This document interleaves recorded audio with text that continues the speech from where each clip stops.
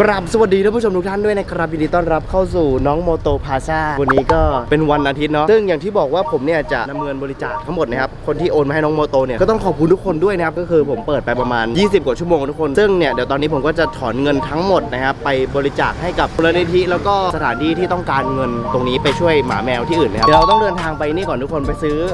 อาหารหมาอาหารแมวก่อนนะทุกคนโอเคงั้นตอนนี้เดี๋ยวเอาน้องโมโตด้วยก็หลายๆคนนะที่สงสัยว่าตอนนี้เนี่ยน้องโมโตอาการเป็นไงบ้างซึ่งต้องบอกเลยว่าตอนนี้เนี่ยเหมือนโมโตจะหายแล้ว100%เนาะ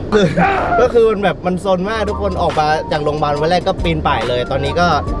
ไม่ต้องไปฉีดยาไม่ต้องผ่าตัดแล้วนะคนอันนี้คือเรื่องดีมากซึ่งตอนนี้เนี่ยก็เลยเอาน้องโมโตมาด้วยแบบว่าพาน้องไปข้างนอกเนาะก็คือพูดง่ายๆก็คือทุกคนกับน้องโมโตเนี่ยเป็นเจ้าของตังค์นะครับตอนนี้เดี๋ยว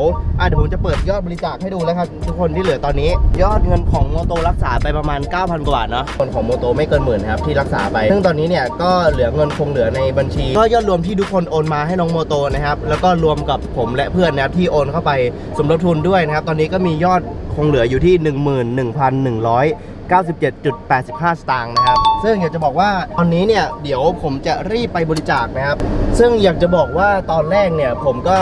กะจะแบบว่าโอนเงินให้มูลนิธิไปแต่ว่าคิดไปคิดมาก็คือผมก็อยากให้ทุกคนเนี่ยที่โอนเงินมาเนี่ยเห็นว่าผมเนี่ยทำอะไรบ้างกับเงินก้อนนี้นะครับดังนั้นเนี่ยผมก็เลยจะมาทำเป็นขั้นเป็นตอนทำให้ทุกอย่างทำให้ทุกคนเห็นเลยว่าผมไปทำอะไรเกี่ยวกับเงินก้อนนี้บ้างนะครับโอเคตอนแรกเนี่ยวันนี้ว่าจะไปประมาณ 3-4 ที่นะทุกคนแต่ว่ามันอยู่ห่างไกลกันมากซึ่งตอนนี้เป็นเวลา 16 นาฬิกาแล้วก็เลยแบบว่าโอเคงั้นเดี๋ยวเอาเป็นที่ที่เราพอไปได้และเดี๋ยวผมก็จะไปโอนเงินให้กับมูลนิธิต่างๆด้วยนะครับเดี๋ยวเราไปกดเงินกันก่อนดีกว่าตอนนี้ผมก็คิดอยู่นะทุกคนว่าเราจะโอนเงินบริจาคให้กับมูลนิธิที่อื่นเนี่ยกี่บาทเพราะผมเนี่ยไม่ได้ทำที่เดียวนะครับก็จะมีที่หมาพิการนะทุกคนมูลนิธิบ้านสงเคราะห์สัตว์พิการนะครับแต่ที่เราจะไปบริจาควันนี้เนี่ยก็คือบ้านพักสีขาเพื่อหมาจรนั่นเองนะครับเราจะกดเงินทั้งหมด 7,200 เพราะว่าถ้าเราจะซื้ออาหาร10,000 กว่าบาทเนี่ยมันอาจจะขนเข้ารถเราไม่ได้นะทุกคนดูแมวตอนนี้ ปีนป่ายเก่งไปเดี๋ยวเราไปกดตังค์กันดีกว่าปะเพราะว่าบัญชีนี้เนี่ยเป็นบัญชีที่ผมเปิดอยู่แล้วแต่ว่าไม่มีเงินในบัญชีสักบาทนะทุกคนเป็นบัญชีที่ไม่ได้ใช้นะมันไม่มีแบงค์ร้อยอ่ะถอน 7,000 แล้วกันทุกคนตอนนี้เรากดตังค์มาแล้ว1 2 3 4 5 6 7เพื่อที่จะไปซื้ออาหารหมาและอาหารแมวแล้วก็อุปกรณ์เครื่องใช้ต่างๆเนาะที่แบบว่าจำเป็นแล้วกันโอเคงั้นตอนนี้เดี๋ยวเราเดินทางไปซื้อเลยดีกว่าจะได้ไม่เสียเวลาเพราะว่าตอนนี้เหลือเวลาอีกแค่เท่าไหร่วะ2 ชั่วโมงเองทุกคนไปตอนนี้รีบไปดีกว่าโอเคทุกคนตอนนี้ก็ถึงที่ร้านโอเคงั้นตอนนี้เดี๋ยวเราลงไปดูของกันก่อนดีกว่าไปคือเราต้องการถุงใหญ่อย่างนี้นะทุกคนแล้วก็เดี๋ยวมาดูราคากันดีกว่าว่าจะกี่บาทนะตอนนี้เรามีงบอย่างที่บอกว่าเรากดมา 7,000 นะแล้วก็ที่เหลือเดี๋ยวเอาไปโอนเงินบริจาคให้กับมูลนิธิต่างๆนะอย่างที่บอกว่าเดี๋ยวเราจะใช้เงินทุกคนให้เกิดประโยชน์มากที่สุดนะครับแล้วก็เงินของผมกับเพื่อนด้วยนะ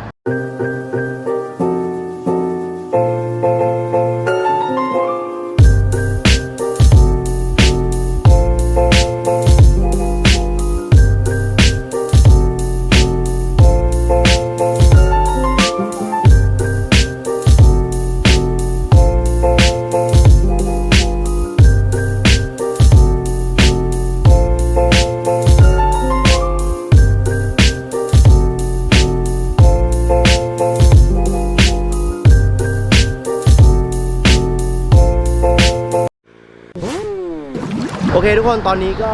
ซื้อของเสร็จแล้วเรียบร้อยนะครับทั้งหมดไม่ถึง 7,000 นะเพราะว่ามันยังมีเศษนะทุกคนตอนนี้อยู่ที่ 6,842 บาทนะครับก็ตอนนี้เงินเหลือ158 บาทเดี๋ยวเราตีไปเป็นเงินบริจาคเลยแล้วกันนะครับตอนนี้เดี๋ยวเราขึ้นรถไปบ้านพักสีขาเพื่อมาชากรรมมาละไปเลยแซมบอกโอเคครับทุกคนตอนนี้ก็อยู่ที่ถนนลำลูกกาแต่ว่าตอนนี้เลยอีกกี่กิโลนะ12 กิโลทุกคนแล้วประเด็นคืออะไรประเด็นคือมูลนิธิของป้าเขาเนี่ยจะปิด 18 นาฬิกานะทุกคนดูนาฬิกา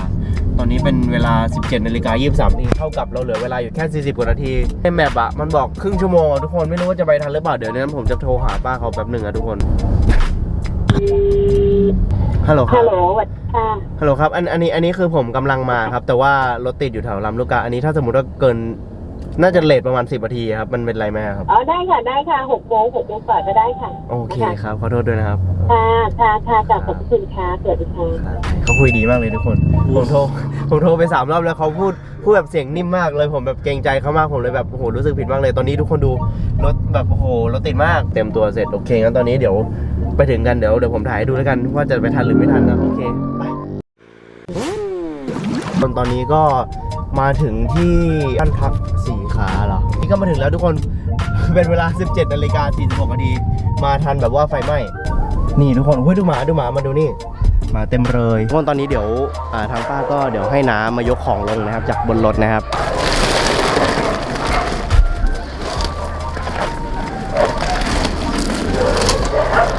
อันนี้แมวย้ายไปหมดแล้วใช่ไหมครับหมดแล้วครับ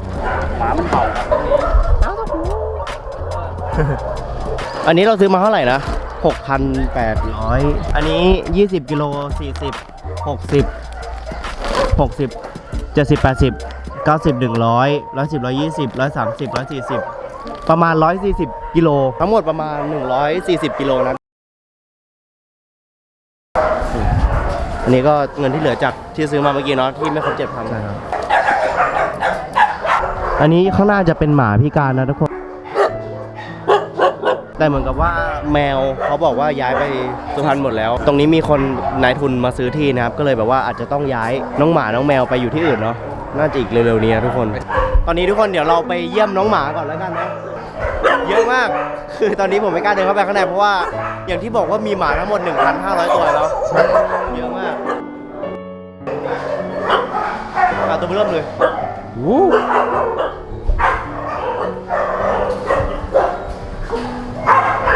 แต่อย่างที่บอกว่าตอนแรกผมนึกว่าจะมีแมวอยู่นะแต่ว่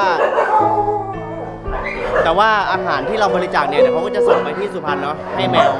งั้นเดี๋ยวตอนนี้เดี๋ยวเราออกไปข้างนอกเลยดีกว่าเพราะตอนนี้มันเหมือนจะหมดเวลาแล้วเดี๋ยวจะได้ไม่ต้องรบกวนเขามากนะคน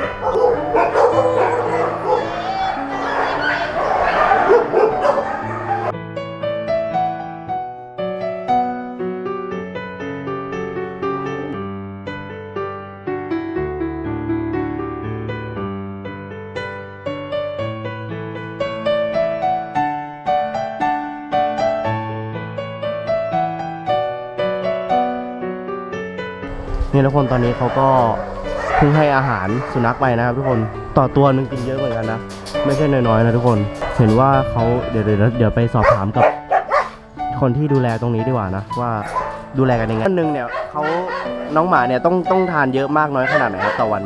ถ้าเกิดว่าจะให้หมากินอาหารใช่ไหมคะวันหนึ่งป้าจะให้อยู่ประมาณ34 กระสอบก็คือ680 กิโลจ้ะต่อวันเลยเหรอก็จะมีอาหารอยู่ประมาณ5 ถาดก็คือ60 กระป๋องแล้วก็อาจจะต้มน้ำซุปโครงไก่แล้วก็อาจจะเป็นเนื้อไก่บดด้วยประมาณนี้ค่ะก็คือ1 วันต้องใช้เยอะมากเลยนะอันนี้มีสุนัขทั้งหมดกี่ตัวครับที่นี่มีทั้งหมด 1,500 กว่าตัวนะคะแต่ว่าจะมีน้องแมวอยู่ประมาณ300 ตัวแต่ตอนนี้เห็นบอกว่าแมวย้ายไปหมดแล้วตอนนี้แมวก็ย้ายขึ้นสุพรรณไปแล้วอะค่ะเขามาซื้อที่ครับหรือว่ายังไงถามว่ามาซื้อที่ไม่ใช่ค่ะอนาคตก็คือหน้าคอกที่เช่าอยู่มันจะเป็นหมู่บ้านตรงนี้จะเป็นหมู่บ้านว่าจะพาเด็กๆย้ายขึ้นสุพรรณเพราะว่าเตรียมสถานที่ไว้แล้วประมาณ13 ไร่กว่าจ้ะอีกอันนี้คือจะย้ายอีกนานไหมครับหรือว่ามีโครงการว่าจะเป็นสิ้นปีนี้แต่ถ้าเกิดว่าไม่ทันก็อาจจะเป็นสัญญาอีกปีนึงเพราะว่า1สัญญาเช่าอีกปีนึงอะค่ะยังไงก็เดี๋ยวเราต้องกลับมารื้อหลังคาด้วยก่อสร้างทุกอย่างออกนะจ๊ะถ้าเกิดว่าทุกท่านต้องการจะเอาอาหารมาให้เด็กๆใช่ไหมคะก็มาที่ลำลูกกาคลอง 10นะคะวัดพิรุณศาสตร์ซอยวัดพิรุณศาสตร์แล้วก็ลงสะพานคลอง 10แล้วก็มันจะเขียนว่าวัดนาป่าพงอ่ะจ้ะก็มาได้ทุกวันเวลาประมาณถ้าเกิดว่าถ้าต้องการจะมาก็ประมาณ 10 โมงครึ่งอะค่ะ10 โมงครึ่งถึง6 โมงเย็นประมาณนั้นโอเคครับขอบคุณครับบ้านพักสี่ขาเพื่อหมาจรนะครับนี่ประมาณนี้นะนี่เผื่อใครอยากจะโอนเงินมาช่วยนะครับก็อันนี้ก็คือบัญชีนะครับเดี๋ยวผมจะขึ้นไว้ตรงนี้นะครับแรกว่าจะเอาแบบว่ามาหาน้องแมวแต่ว่าตอนนี้ไม่มีแมวทุกคนนี่ตัวต้นเหตุการณ์ตัวนี้ตัวต้นเหตุการณ์ก็ขอบคุณแทนโมโตด้วยทุกคนที่โอนเงินมากันเยอะมากนะแล้วก็ขอบคุณทุกคนด้วยที่เป็นห่วงน้องแมวผมนะเดี๋ยววันนี้ก็เอาเป็นว่าลาไปก่อนแล้วกันนะครับสำหรับวันนี้ก็จะเจอกันใหม่คลิปหน้าสำหรับวันนี้เราสวัสดีครับส่งไปเป็นคนล้างจานเนี่ยต้องมาเลี้ยงหมาแล้ว